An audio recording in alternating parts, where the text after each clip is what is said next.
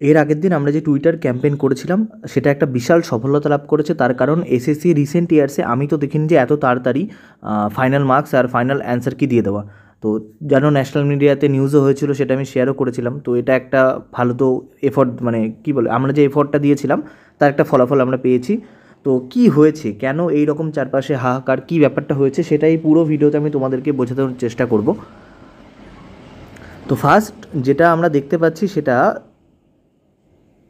18 তারিখ আর 20 তারিখ দুদিনের শিফটে পরীক্ষা হয়েছিল।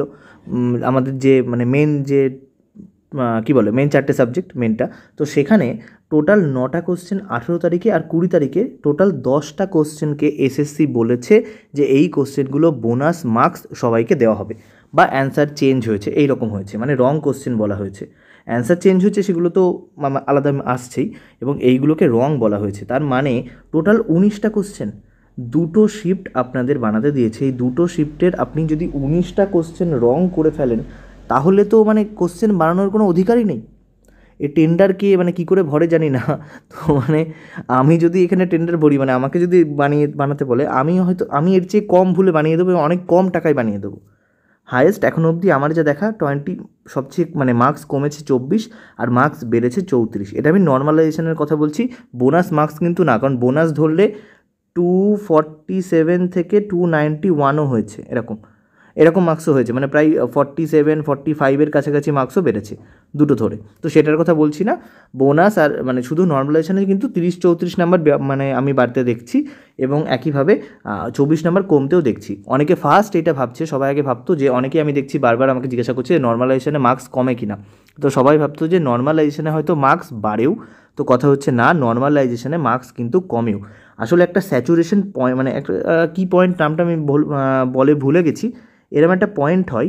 তো সেই পয়েন্টটার নিচে যারা নাম্বার পেয়ে যায়, তো সেই নাম্বারগুলো কমে যায়, আবার এর উপরে পেলে বাড়ে, এরকম একটা জিনিস আসে যে গ্রাফটা ওদের ফর্মুলা আছে, মানে ওদের একটা ইউনিক ফর্মুলা।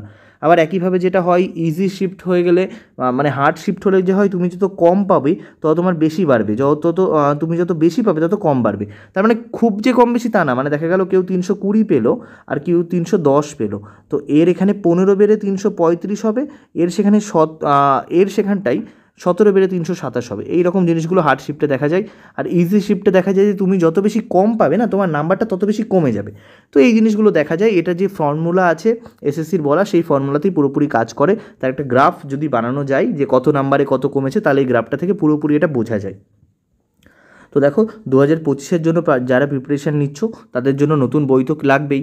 তো নতুন বইয়ের জন্য আমাদের এসএসসির যেগুলো পুরোপুরি প্রিভিয়াস ইয়ার, কারণ আমরা প্রিভিয়াস ইয়ারই করবো এবং সেগুলো চ্যাপ্টার ওয়াইজ ও টপিক ওয়াইজ করবো, সেটা আমাদের কিন্তু কিরণের মেন যে 4টে বই নতুন বছরের এডিশন চলে এসছে, এর লিঙ্ক ডেসক্রিপশানে দেওয়া থাকবে, তোমরা এখান থেকে বইগুলো নিতে পারো। ম্যাথ, রিজনিং, ইংলিশ আর জেনারেল নলেজ।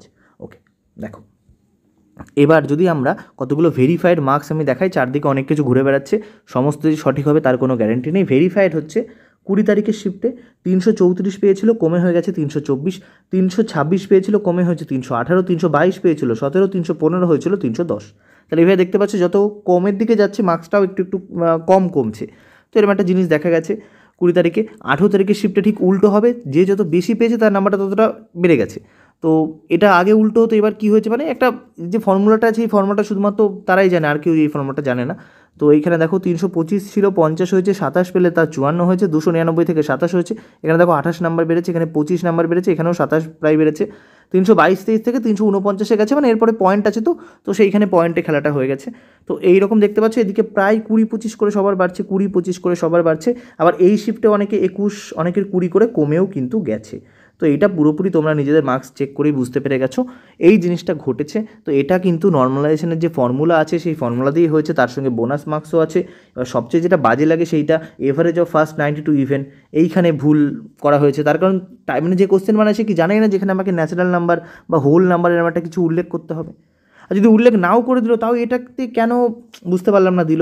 ওকে, এইখানে দেখো একটা জাস্ট একটা পয়েন্ট আর কমার জন্য কত এদিক ওদিক হয়ে যাচ্ছে। একজন পুরো পড়াশোনা করে যাচ্ছে, সে পড়ে যাচ্ছে 14.3, সে পড়ে যাচ্ছে 14.3, কিন্তু মার্কসটা সবাইকে দেওয়া হচ্ছে। তাহলে তার কী লাভ হলো পড়াশোনা করে? তার সেন্সাস পড়ে কী লাভ হলো? তার সেন্সাস পড়ে লাভ হলো ঘোড়ার মাথা, ঘোড়ার ডিম। ডেজ আর আওয়ারের একটা ম্যাথের কোশ্চেন ছিল, যেটা পুরোপুরি সবাই নাম্বার পেয়েছে। স্টেটমেন্ট বেসড রিজনিংয়ের কখনো অ্যান্সার চেঞ্জ হয়?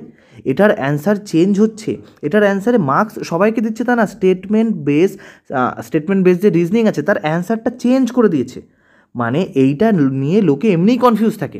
একই টপিক এ স্যার পড়ায়, বি স্যার পড়ায়, এ স্যার বলে এটা ঠিক, বি স্যার বলে ওটা ঠিক, কোনটা ঠিক স্টুডেন্টরাই বুঝতে পারে না। এবার এসএসসি প্রথমে একটা উত্তর দিয়েছে, সেই উত্তরটাকে আবার নিজেরাই পরের অ্যান্সার কিন্তু নিজেরাই চেঞ্জ করে দিচ্ছে। তার মানেটা কি, মানে যখন কোশ্চেনটা প্রথম বানিয়েছিল তখন তো অ্যান্সারটা ভেবে নিয়েছিল, আচ্ছা এই কোশ্চেনের এই অ্যান্সার।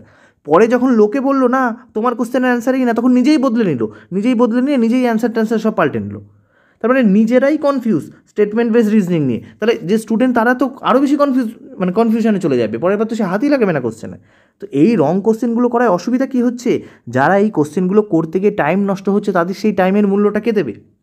একজন কোশ্চেনটা অ্যাটেম্প্ট করছে, 2 মিনিট টাইম দিচ্ছে, দিয়ে তার উত্তরটা হচ্ছে না, আর আরেকজন অ্যাটেম্প্ট না করে চলে যাচ্ছে, দুজনেই সমান নাম্বার পেয়ে যাচ্ছে। এই জিনিসটা তো হবে না, এসএসসিকে তো তাহলে দেখতে হবে যে ওই কোশ্চেনটার পিছনে কারা টাইম দিয়েছিল, তার কাছে তো পুরো ডেটাটা থাকে যে ওই কোশ্চেনটা খুলে কার কাছে কত টাইম দিয়েছিল, এই ডেটাটা টেক্সট বুকের কাছেই থাকে, তাহলে এসএসসির কাছেও আছে।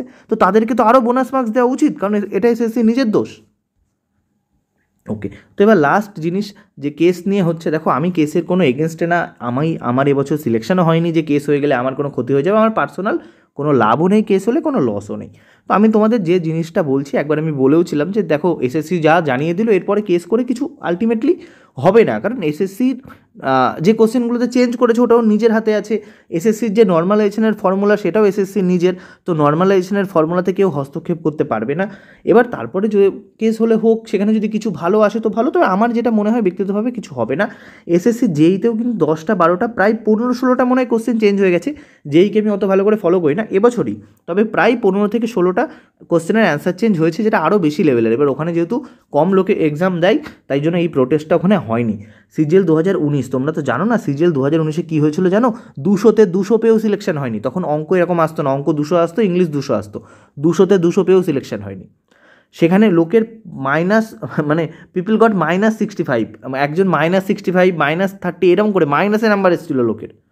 230 হায়েস্ট হয়েছিল, 200-র মধ্যে 230 প্লাস গেছিলো, 200-র মধ্যে হায়েস্ট, মানে টোটাল নাম্বারের থেকে মার্কস টোটাল বেশি চলে এসেছিলো। যে সময় আমি জাস্ট প্রিপারেশনটা শুরু করি, এই নাম্বার দেখে তুমি অবাক, এরকম হয়েছিল। মানে 70 করে বেড়েছিল এক একজনের, 50, 60, 170 পেয়েছে, তার নাম্বার গিয়ে দাঁড়িয়ে 150 পেয়েছে, তার নাম্বার হয়ে গেছে 190, এরকম নাম্বার সব বেড়েছিল, এত নাম্বার করে সব বেড়েছিল। নেগেটিভ হয়ে গেছিলো, 130 পেয়েছিল, তার নাম্বার দাঁড়িয়ে গেছিলো -10, এরকম হয়েছিল। তো সেইবারে কিচ্ছু হয়নি কেস করে, এবার তো তেমন কিছুই হয়নি, সেইবারেও কেসে কিচ্ছু হয়নি, এবার তো তেমন কিছুই হয়নি। এর ফলে যেটা হবে, আবার রিপিটার বাড়বে। যারা 23 সালে ভেবেছিল আমাদের চাকরি সেফ না, তারাও পরীক্ষা দিয়েছে 24-এ, এবার তারা ভাববে আমরা সেফ না, 24-এ তো কেউ ভাববে যে আমরা সেফ না, তো তারা আবার পরীক্ষা দেবে, আলটিমেটলি আবার একটা লুপ তৈরি হবে, তাছাড়া আর কিছু হবে না। তো আমি তোমাদেরকে বলবো এসব থেকে বেরিয়ে এসে পড়াশোনা করো, তাছাড়া কিছু করার নেই, আমার মনে হয় কিছু হবে না। এবার দেখো আমার পার্সোনাল কোনো বেনিফিট নেই, আমি বলে দিলাম। এবার তুমি যদি ভাবো যে কিছু হবে, তো তুমি সেই বিশ্বাস নিয়ে থাকো, সেখানে আমার কোনো কিছু বলার অধিকারও নেই, আমি বলছিও না। তো প্রিপেয়ার অ্যাট ইউর বেস্ট। তোমার প্রতিবার আমি এটা লিখেই শেষ করি, এবার থেকে এই জিনিসটা, এই কলামটা এক্সট্রা অ্যাড হলো 2024-এর সিজিএল দেখার পর থেকে, হোপ ফর লাক। কারণ এবার আগে যেটা হতো 80% প্রিপারেশন, 20% লাকে বেরোতো, বা 90-10 বলতে পারতাম, এখন দাঁড়িয়ে গেছে 50-50, 50 প্রিপারেশন 50 লাখ। মানে তুমি কোশ্চেন করো, তুমি যেগুলোতে সিলি মিস্টেক করেছো সেগুলো যদি ভুল হয়ে যায়, ব্যাপারটা তুমি কোশ্চেন করে আসলে, তুমি 310 নম্বর, তুমি 300 নম্বরে অ্যাটেম্প্ট করে আসলে, তুমি 20 নাম্বার সিলি মিস্টেক করলে, সেটা সবাইকে দিয়ে দিল, তোমার 320 হয়ে গেল, আর 20 নাম্বার বাড়িয়ে দিল, তুমি 340 পেলে সিলেক্ট হয়ে গেলে, ব্যাস। তো এইটাই হচ্ছে ওই যেটা এসেছে, টপার স্ট্র্যাটেজি বলে একটা এসেছে, যাই হোক। তো এই যা বলার এটাই বললাম, ওকে। তো এইরকম মার্কস যদি বেড়ে যায় তো তাহলে লাভ কী হবে না? দেখো এই যে কোথায় গেলো এই স্লাইডটা, এরকম যে একজন যে 334 পাচ্ছে, কোশ্চেনের লেভেলে তো খুব পার্থক্য ছিল না, দুটো কোশ্চেনের মধ্যে মানছে 18 তারিখটা একটু কঠিন ছিল, কিন্তু খুব পার্থক্য ছিল না। আর এখানে যে 325 পাচ্ছে, দুজনের মধ্যে পার্থক্য নেই, দুজনের মধ্যে কিন্তু বিশাল কোনো পার্থক্য নেই, সত্যি নেই। কিন্তু এর এখানে 324 হয়ে যাচ্ছে, এর এখানে 350 হয়ে যাচ্ছে, সিলেক্ট হয়ে যাচ্ছে, এবার চলে যাচ্ছে। এ কী ভুল করেছিল, এই ক্যান্ডিডেট কোনো ভুলই করেনি। তো এইটা লাকের, ওই যে 50% লাক চলে গেছে, আর কিছুই না। চলো, তো আজকের ভিডিও অবধি থাকছে, আবার দেখাবে নতুন ভিডিওতে। পড়াশোনা করতে থাকো, বাই।